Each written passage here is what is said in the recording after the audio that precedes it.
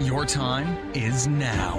The world needs leaders. It's up to you to answer the call. Be better in business. Be better in life. Joined by our host, Chris Book. This is Leading by the Book.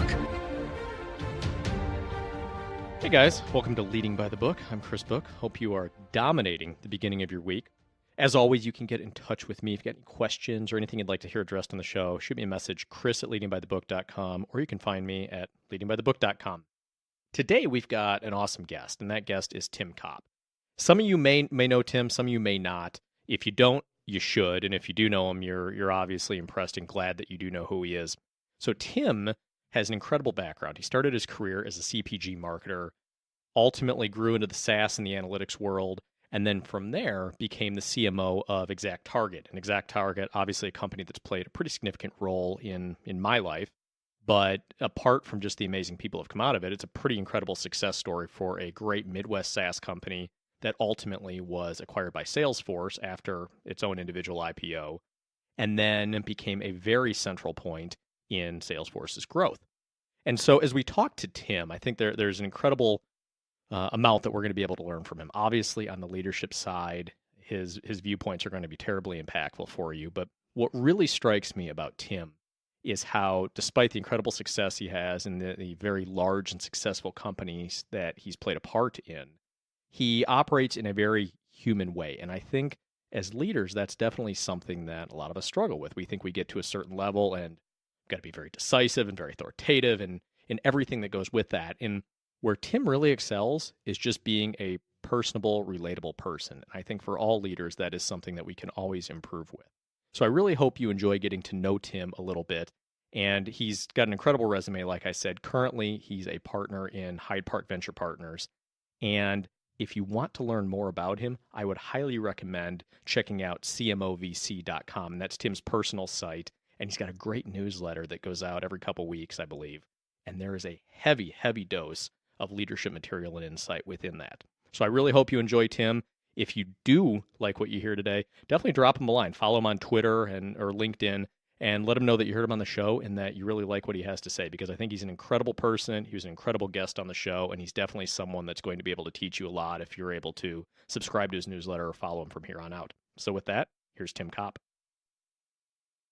Our guest today on Leading by the Book is Tim Kopp, and Tim is a guy that I met about 10 years ago now, right around the time that he was joining ExactTarget. ExactTarget's a company that I sort of grew up around, actually, and plenty of the people there have gone on to become friends and really done some incredible things. But Tim, you actually started your career in CPG, correct? Yeah, I sure did. Procter & Gamble. And so we went from, if I'm correct, going through the lineage here, you went from P&G, you ultimately went over to Coke in marketing roles, and then you transitioned to the SaaS world. Got it. Yep, I started off kind of cutting my teeth in digital marketing at P&G, and then went on to lead kind of all the global marketing digitally for Coke for a few years, and then switched into the world of software. After that, I was kind of an advisor while at Coke for a company called Web Trends, moved in to be their CMO for a few years, and then that's how I ended up crossing paths with a group at ExactTarget. Sure. And then ExactTarget, you were chief marketing officer. And then since ExactTarget, you've gone on to become a partner. I believe you're the GP at Hyde Park? You got it. Hyde Park Ventures. Perfect. So as you went from that transition from the CPG world to the SaaS world, and obviously you got involved with Web Trends on the SaaS side, but what really predicated that larger move into SaaS? What was the crux really from saying, I want to move out of the CPG world into SaaS? Was it just pure opportunity in the fact that the SaaS market was incredibly hot, or was it part of a more deeply seated interest? It was, software was so early on, there really wasn't any CMO roles in SaaS. So I kind of created that. I think it was one of the very first. Marketing just didn't have a proper leadership seat at the table. But what I was really born out of, Chris, was just a need for more growth. I was sitting in a strategic planning meeting at Coke, and I think we were talking about one year how we could grow from 4% to 5% and what things would have to change to do that. And it was like, oh my gosh, I want a bigger sandbox with a lot more change, a lot more pace, a lot more velocity, a lot more innovation. And so that led me sort of down into the world of tech. Is that a skill set that you look for now as you're ultimately investing in companies? Just this, maybe for lack of a better term, this desire to constantly be evolving and be improving? Absolutely. Ability to change and adapt, I think, is particularly in the world of high growth and software. I think just the world generally, the way it is right now. But you just have to be very comfortable in your own skin and have the ability to change and adapt pretty quickly. So most of the, I took on the team at ExactTarget, which you mentioned. I think we had 10 people on that team, and then it grew to like 400 in the years I was there. And I think of the 400, probably like 380 of them had no prior marketing experience.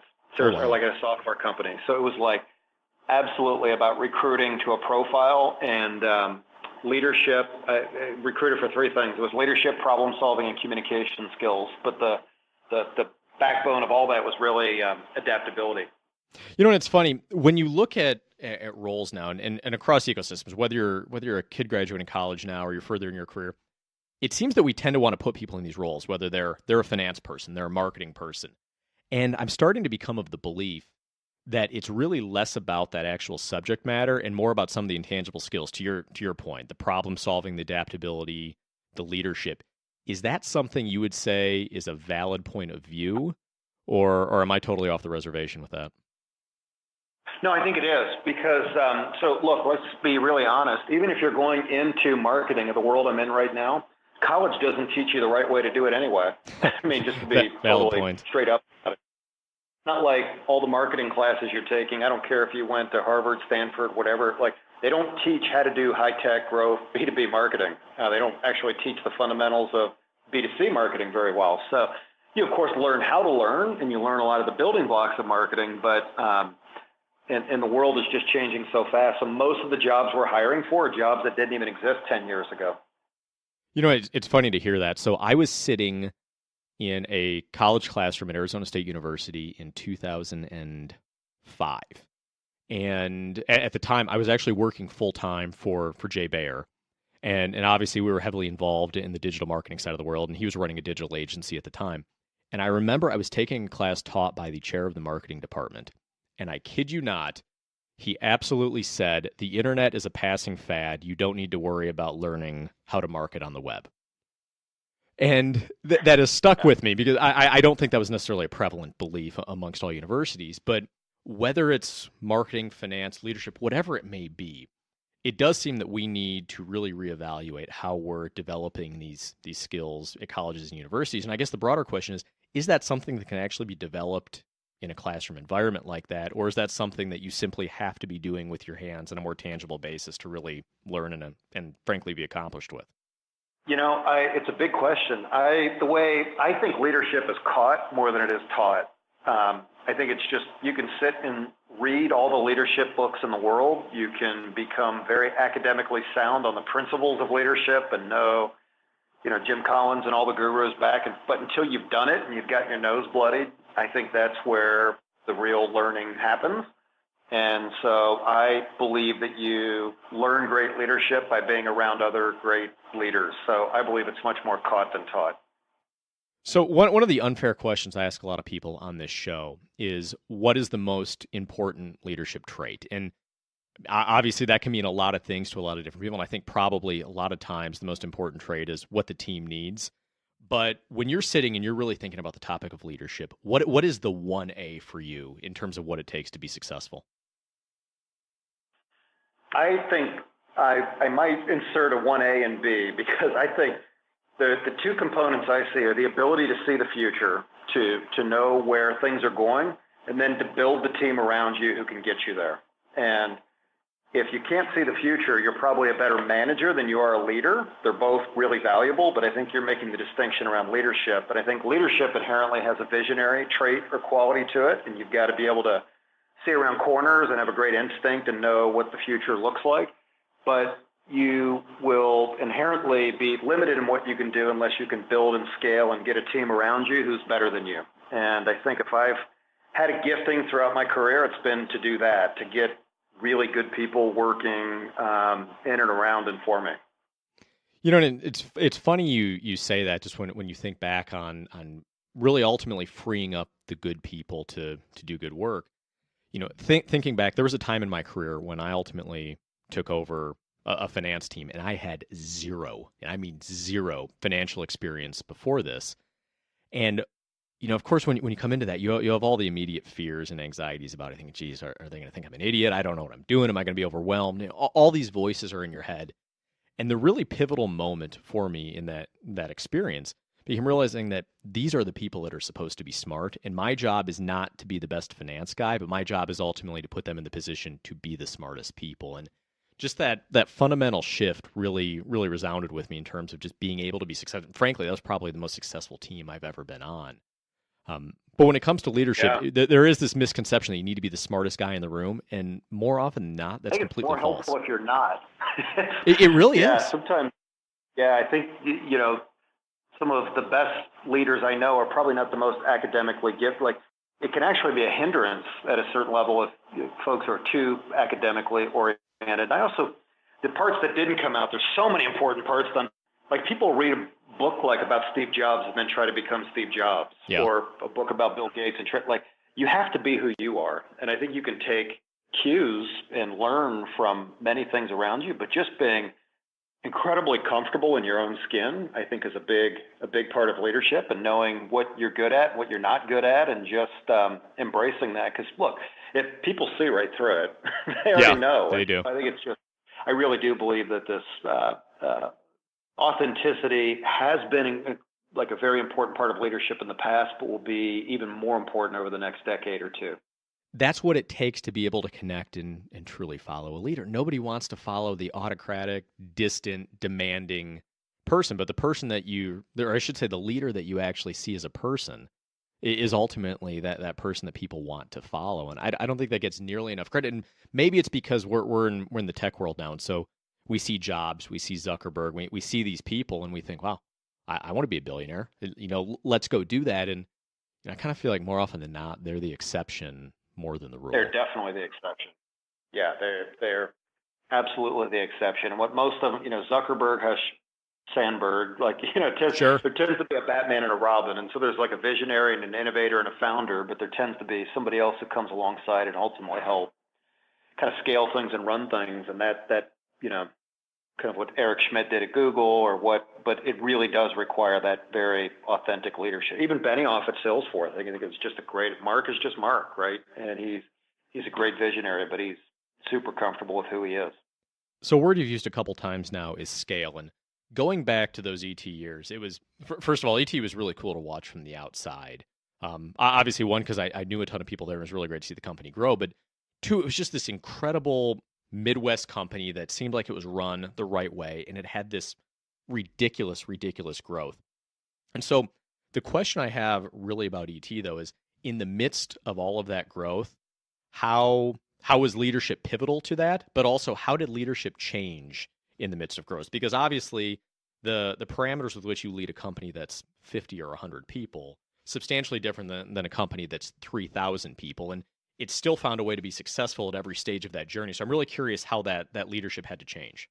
Yeah, and for those listening who don't know the ExactTarget story, I guess, to Chris and I, it's well known, but it went from a guy and a founding idea in a garage to a $2.5 billion acquisition by a company called Salesforce.com, 10 years later. So we went in, and even in the 7 years I was there, we went from, I think it was like employee 125, 150, something like that, to over 2,000. So, really rapid growth through an IPO, through an acquisition. And I think there's like a distinction maybe between leadership and management. And having culture was the backbone of everything that we did. It was such an important part of what we did. It made its way into this document called an S1, which is what you file with the SEC before you go public. And it's basically like, what's the biggest secret ingredient of the company? And it actually was like our people and culture.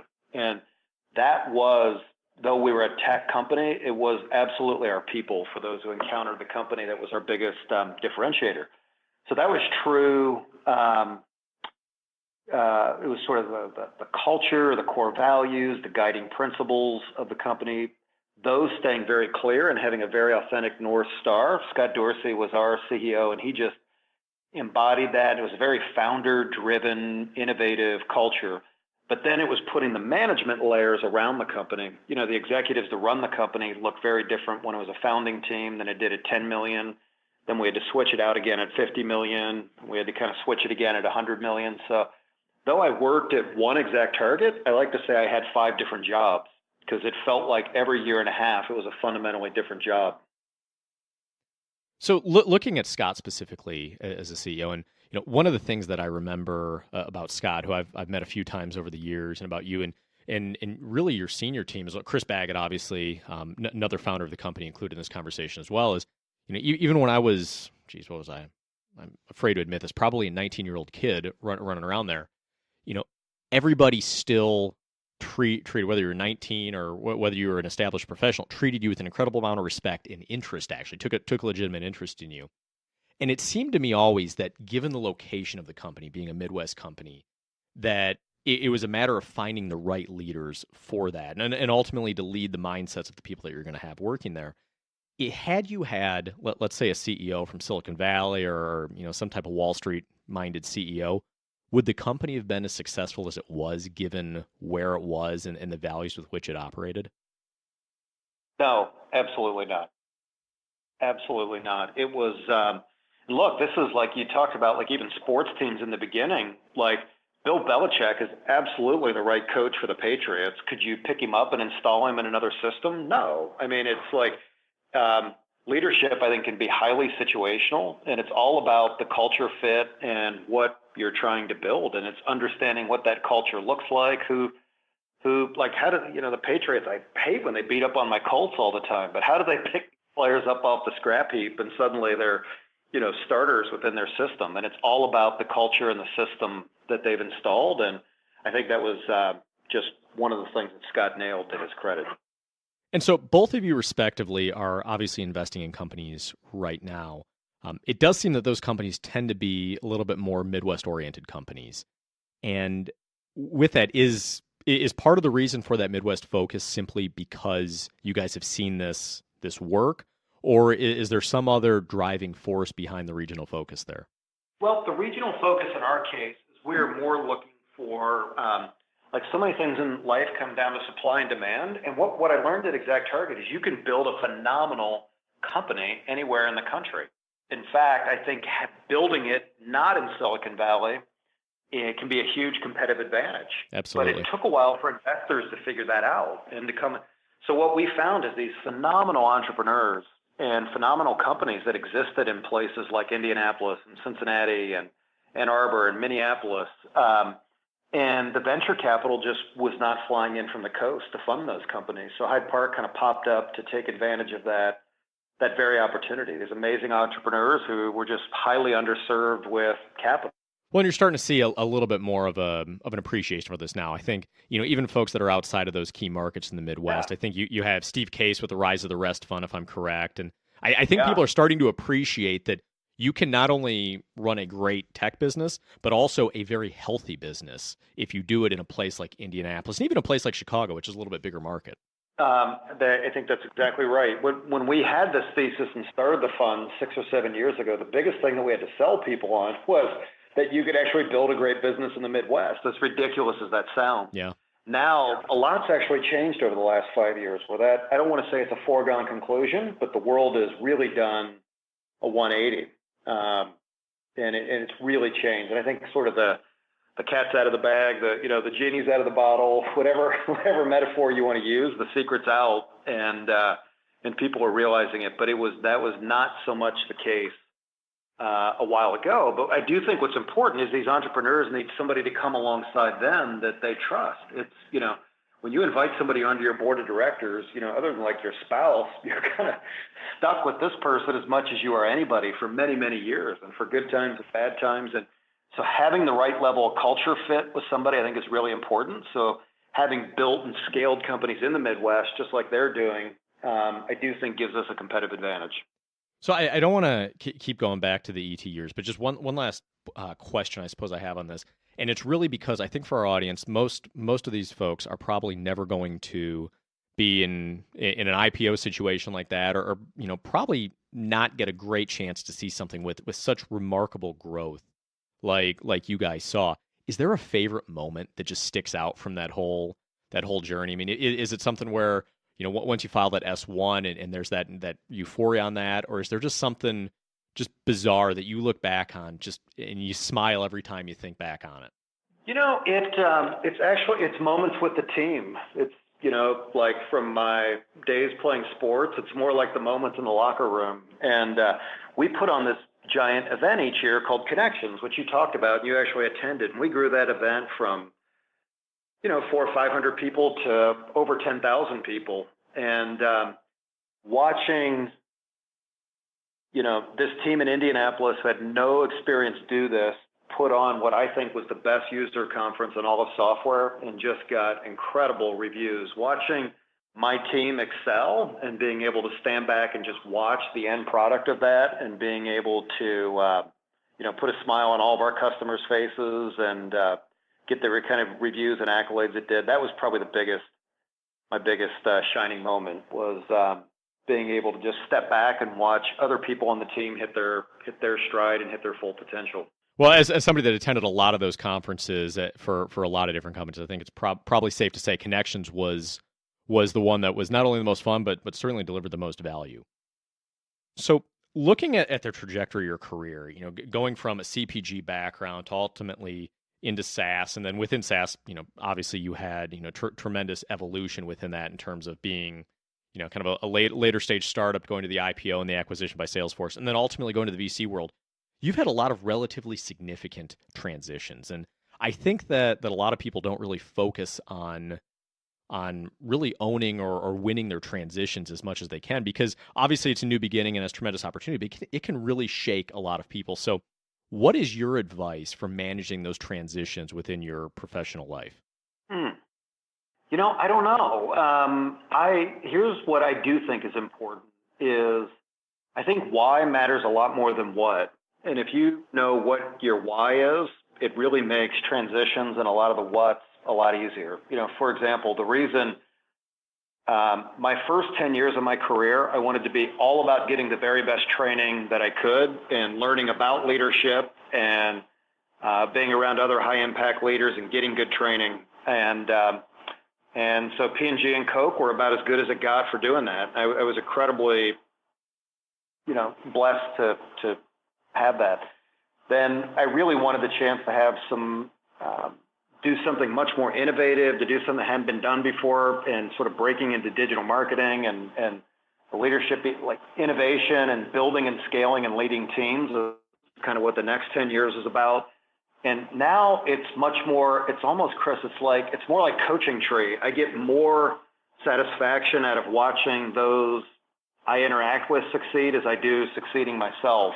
And being able to help unlock the potential of the next generation of entrepreneurs throughout the Midwest is, it's so cool. And I think if you know what your why is, so that's what my why is. And I hope that, and we are generating phenomenal returns. We're one of the top ranked funds. Things are going very, very well. But my why is deeper than that. It's more about impacting the lives of the people at these companies.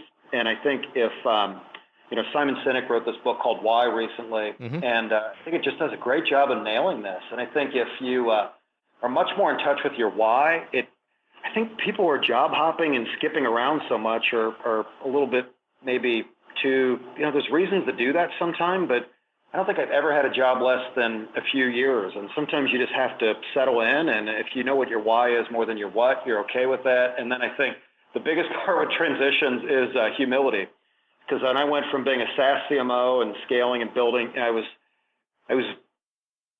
pretty close to the top of the class as I could be. I felt like I really learned a lot. And then I moved into venture and I felt like the dumbest kid in school. And it's just, you've got to be able to learn. If you want to constantly be learning and growing, you've got to learn to embrace humility and make yourself pretty comfortable with situations where you're not the smartest person in the room. I've gotten onto that tangent of thought a little bit lately, maybe in the past year, I guess, but how important it is for us, just even, set aside the professional side of it, but just as people to put ourselves in a situation where, for lack of a better term, we are the dumbest person in the room, But because it's so easy to get insulated in our daily routine and our cycles, even, as a marketer or whatever, even if you're doing new stuff every day, you're still a marketer. And well, it's challenging you. It's not challenging you to your core of when you truly are starting from scratch. And, for instance, I, for whatever reason, about a year ago, decided I'm going to get in Brazilian Jiu-Jitsu. I've never been involved in a combat sport in my life, but that process of getting my butt kicked, literally, showing up at home bleeding with black eyes every day, was so great in terms of what it meant for, I guess, my personal development, my creativity outside of that. So even as a VC now, are you constantly looking for new ways to challenge yourself and to develop yourself? Yeah, I don't have to look for it. It finds me. It constantly exposes, I think, there's probably, I don't know, probably like fewer than 1,000, full-time really going at it VCs with highly qualified funds. There's just not a lot. And there is just so much to learn. And, the profession itself is fairly new. There's not a lot of people doing it. And so it is it constantly gets me in touch with my humility. That's for sure. As a VC now, when you're looking at potential investments, what are those key traits that you really look for in CEOs? We talked about this a little bit at the top of the conversation here, but there are a couple things that are just check. We have to have. I know you said adaptability, but what else is there in terms of your confidence that this is somebody that can not only lead a team, but can grow a company to generate the returns that our partners are ultimately looking for? Yeah, like so many things, it'd be like, if you want to be great at baseball, what do? You hit the ball. So you can make it sound like really, but for us, it really comes down to two things. It's finding really good markets and really good founders. And if I can only have one of the two, I'll take a really good founder who goes and figures out a tough market.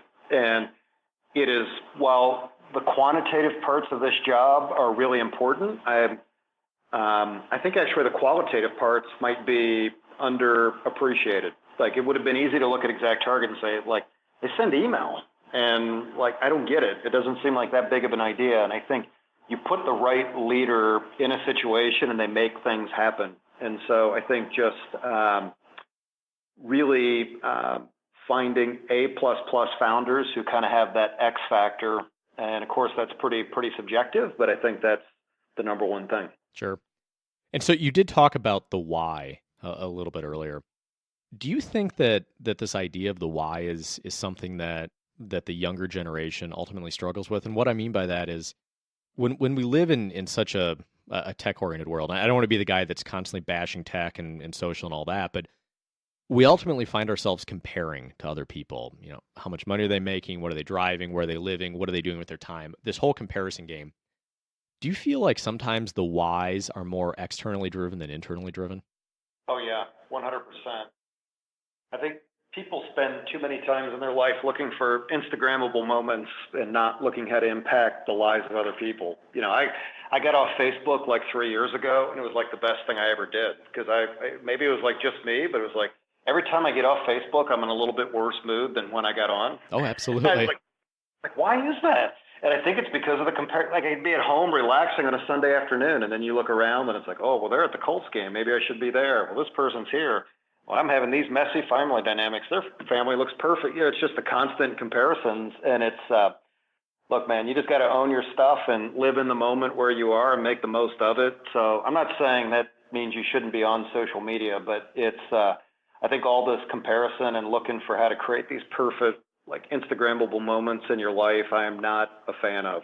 I'm a much bigger fan of jumping in the messiness of it and being anchored in, just being really clear on who you are and what you're about. And, we all have a little bit of that, but I am all about ripping away the distractions that relate to comparison. I do think there's something to be said for frankly, tech addiction to different levels. I know in my own life, I've had to really become disciplined about when I check my phone, what I do on my phone, to the point that I actually have scheduled time to check my phone throughout the day, because I don't want to constantly be feeling that tug, so to speak. And that's ultimately the way these products are designed. There's a little tug in our brain that makes us keep going back for that little shot of adrenaline or whatever it gives us every time we do it. But, let's say you're at a Colts game, you're at a pivotal moment of that Colts game. I'm willing to bet if you look around, 70 to 80% of the people are not watching the game, but actually watching their phone, trying to capture a moment of the game on their phone. And it's heartbreaking because we're not living, we're not doing anything other than creating some semblance of artificial reality when the most beautiful reality is right in front of us. And I think when it comes to raising kids, and obviously this is something that's really top of mind to me right now, because I need to make sure I get this right, and I'm sure I'll fail many times over. But how do we ultimately raise kids in a way in this tech world where they're not playing this comparison game, where they're somehow motivated by something from within? I mean, as a parent, what do we do with that? Yeah, I know. It's look, if you figure that one out, let's write a book. But that's a tough one. But I think the more you're in touch with who you are, it's the things that make you popular often are not the things that will make you successful, and Sure. they're two different things. And it's the older you get, the more that's revealed to you. So at this stage in your career and in your life, what does a perfect day look like for you? Perfect day is, it's different all the time. What I've learned is who I'm with is a lot more important than what I'm doing. Sure. And so when people are like, what are you doing this weekend? It's like, I could actually be doing nothing, but doing it with people I really like. And I actually like that time a lot more than off doing, whatever things I like to do when I was in my early 20s. So it's being with, again, it sounds like a pretty simplistic, mundane answer, but I think really who I surround myself with is more important than that. But the things that I found that make me generally most happy is when I'm leading. I like to lead and grab hold of situations, and I like to have an impact, and I like to do it in a way that I can have a lot of flexibility in my life.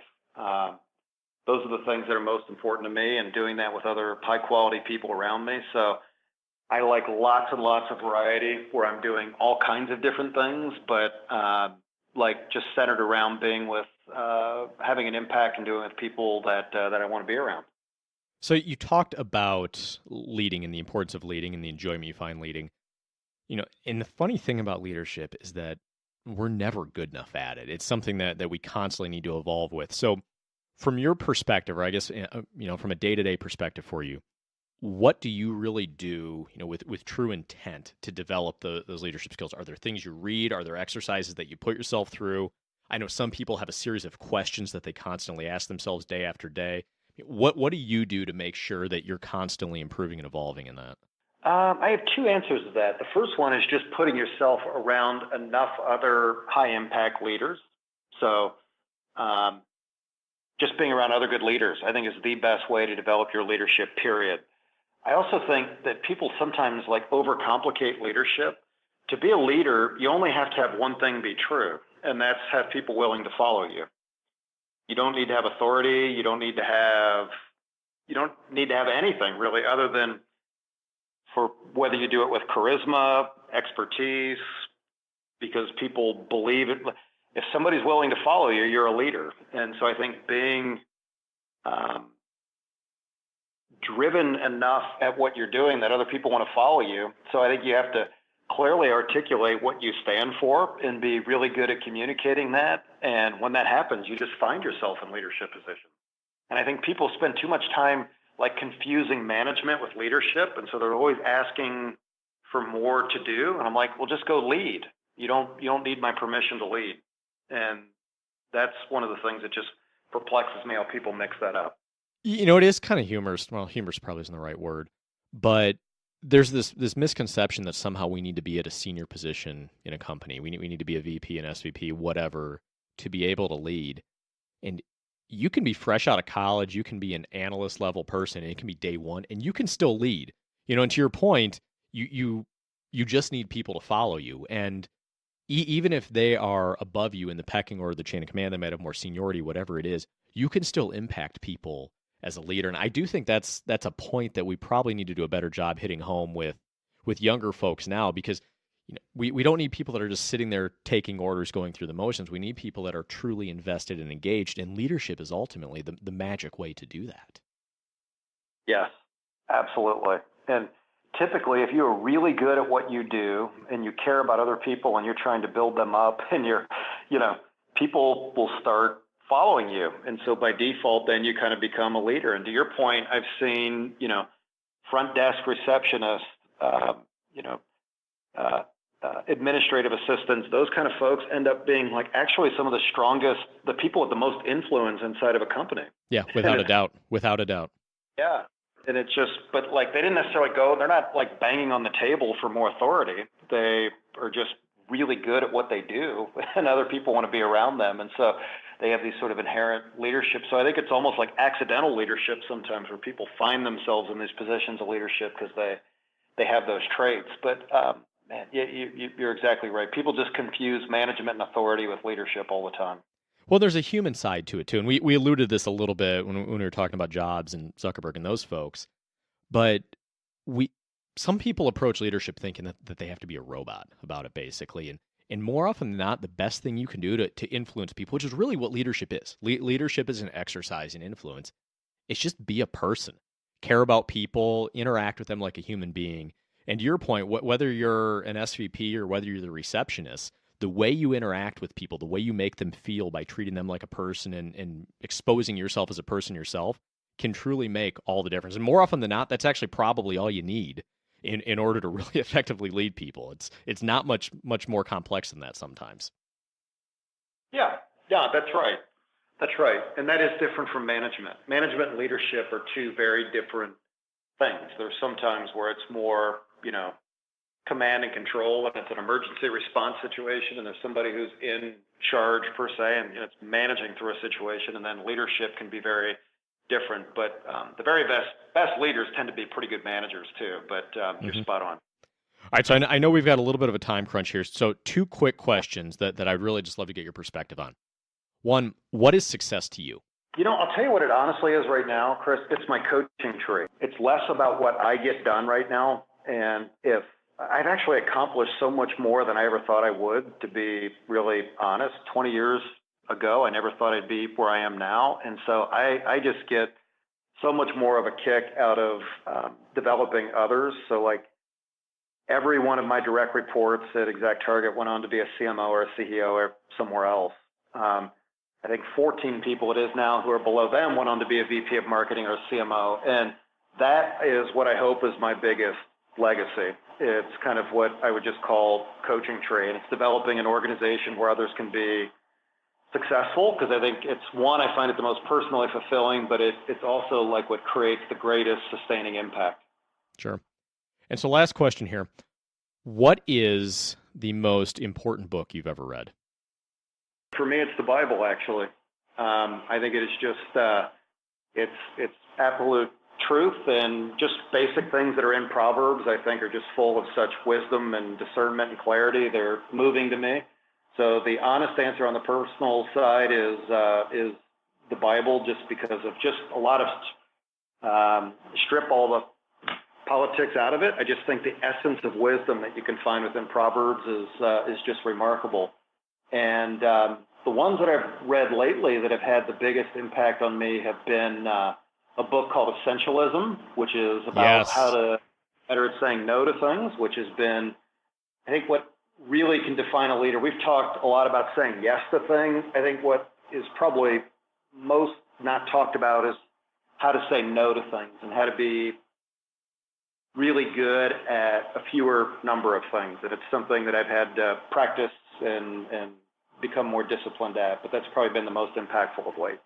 Yeah, that's a fantastic book. Going back to your previous point about how impactful the Bible is for you, we a couple weeks ago on the show had Alistair James, and he's the CEO of Pier 1, and is a guy I worked with in my previous life at Sears, and that was his answer to that same question as well. And one of the things we were talking about is what's incredible about the Bible is not just the wisdom in Proverbs, which is absurd, and I try to read a proverb every day. And not just the sheer magnitude and how jam-packed the book is, but the beauty of that is our understanding of it constantly evolves. Every time we go back and read even the same 5 words, what we take away from that is constantly changing.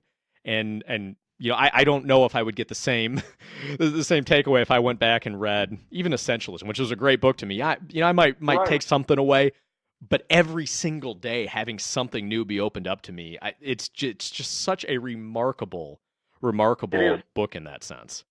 It's just true. It's living and breathing word, which is different than any other kind of word. And every time you read it, it'll hit you in a different way that kind of pierces you. And it's just the truth and simplicity of that are just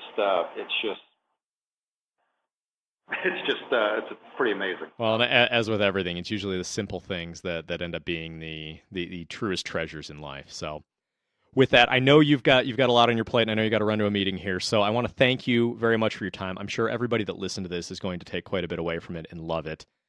Definitely check out Tim's fund, Hyde Park Venture Partners, if you are so inclined. Be sure to follow him. Your CMO to VC emails that I get from you every week or every 2 weeks are wonderful, so I'd encourage everybody to subscribe to those. And Tim, just thank you so much for your time. It's been great to get caught up after all these years. Yeah, happy to do it. Wish you the best.